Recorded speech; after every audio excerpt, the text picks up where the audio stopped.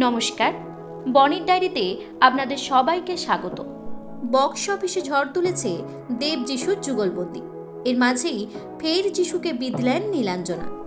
এক ছাদের তলায় আর থাকছেন না যিশু সেনগুপ্ত ও নীলাঞ্জনা। পথ বেঁকে গিয়েছে দুজনের।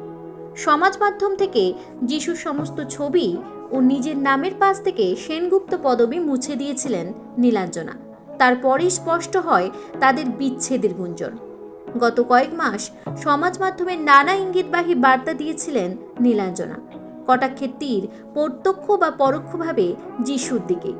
সে কথা বুঝতে অসুবিধা হয় না, যদিও কোথাও যিশুর নাম করেননি তিনি।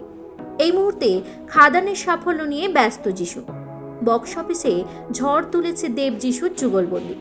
এর মাঝেই ফের যিশুকে বিঁধলেন নীলাঞ্জনা। তিনি সম্পর্কে প্রতারণা নিয়ে লিখেছেন বহুবার। নীলাঞ্জনা লেখেন, সম্পর্কে থাকাকালীন সঙ্গীর সঙ্গে প্রতারণা হলো সবচেয়ে অসম্মানজনক কাজ, যা কোনো মানুষ করতে পারে না। যদি তুমি কোনো সম্পর্কে সুখী না থাকো, তাহলে সেটা চুকিয়ে অন্য সম্পর্ক শুরু করো। সেনগুপ্ত পদবি সরিয়ে ফেলার পরে ইনস্টাগ্রামে নীলাঞ্জনা নিজের পরিচয় দেন নিনি ও চিনির মাম্মা হিসেবে। কিছুদিন আগেও সম্পর্ক এবং বিয়ে নিয়ে ইঙ্গিতপূর্ণ পোস্ট করেছিলেন নীলাঞ্জনা। তিনি লিখেছিলেন, কেউ 25 বছরে বিয়ে করে, কিন্তু 5 বছর পরেই ডিভোর্স হয়ে যায়। কেউ 40 বছরে বিয়ে করছে, কিন্তু সেখানে এক জীবনের ভালোবাসা পেয়ে গিয়েছে। তাই আপনার দেরি হয়নি, আবার সময়ের আগেও কিছু হয়নি।